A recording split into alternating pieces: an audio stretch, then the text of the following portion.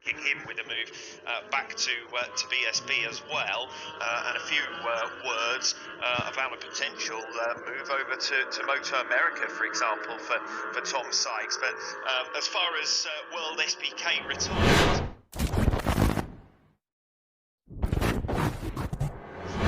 Chaz decided that if he wasn't racing in the World Championship, he wasn't that interested in keeping racing. Whereas for someone like Haslam, you'd be very surprised to see Leon hang up his helmet because he just loves it. He wants to be out there racing all the time. See there for Van der Mark and for Toprak, just rolling himself up and get himself ready for potential title decider tomorrow. In a weekend of farewells, just caught sight of Scott Redding a couple of moments ago. Of course, this will be a final round for Scott Redding with Duke there for Toprak. He's caution, is it? That's about as cautious as Toprak gets. Is that a situation that could play against him this weekend, though? We've talked about the circumstances in which Ray can make up those points. Most likely, a retirement for Toprak. We've seen a few of those this season. Misjudgment, or one rider leaning into the other a little bit more, and suddenly you can be on the deck.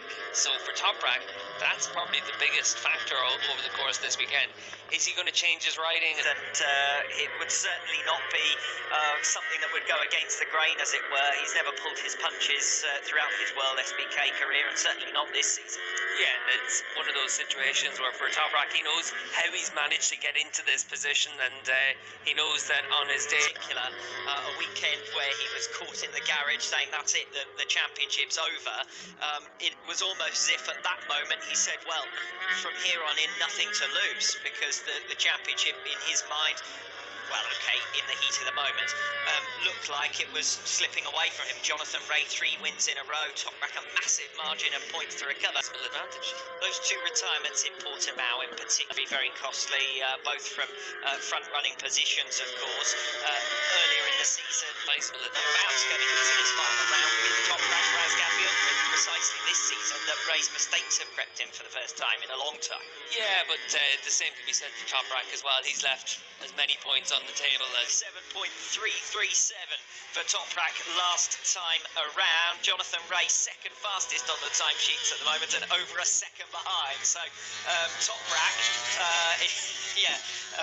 the usual style of Toprak Razgatlioglu making his way into the heaviest braking zone of the circuit in towards turn 1. Yeah, Toprak doing Toprak things there in the run into T1, and he's got a 1.3 second advantage at this stage, which, you know, you'd have to look at it and think that everyone else is building themselves up a little bit slower than Toprak, but certainly for Razgatlioglu, he's feeling confident right now and wants to make sure that he's able to use all of his track time to get something to show for it.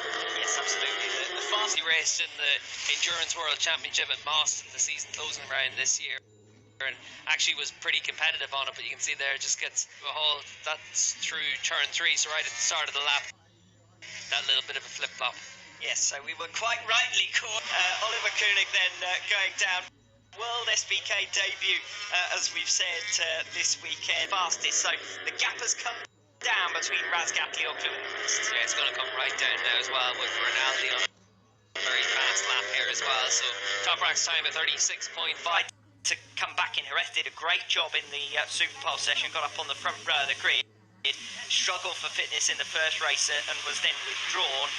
Returned in San Juan. See that Mikalo's been rewarded for his patience with the team after they sat out 3 rounds in the early stages of this season, and he'll be joined by a race that you're going to need to have an awful lot of concentration to avoid making mistakes, and that's one of the big challenges for the riders.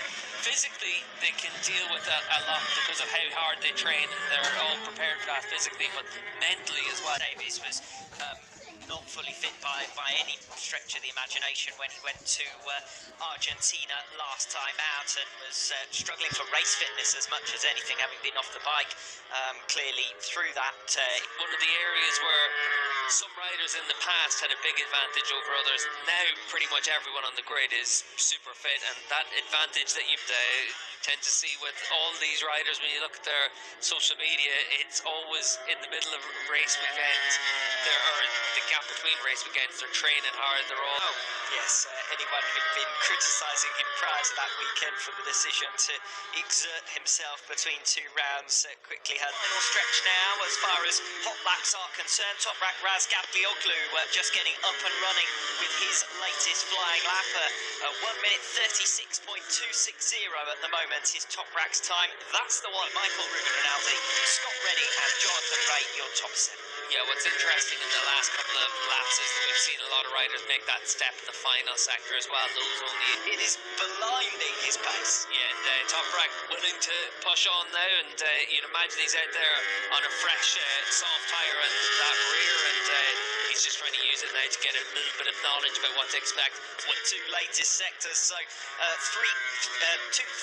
of a second now almost up after 3 completed sectors. This is going to be a blinding effort from Toprak, from Razgatlioglu.